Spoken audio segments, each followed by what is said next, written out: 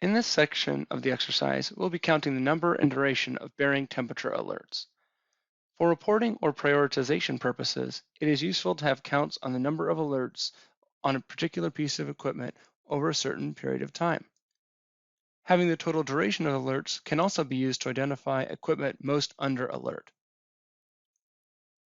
On our pumps, we already have placeholders for these counters under the bearing temperature attribute as child attributes.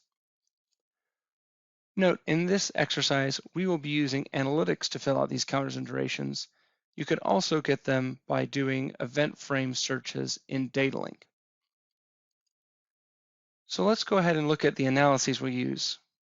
So under Pump 01, navigate to the Analysis tab and select the Count and Duration Expression Analysis. You'll notice here that 3 out of the 4 are already complete, and we only need to complete the 4th variable. This is the duration month to date of our alerts. So what I'll do is I'll copy the previous line and paste it here, changing the star minus 7D to 1.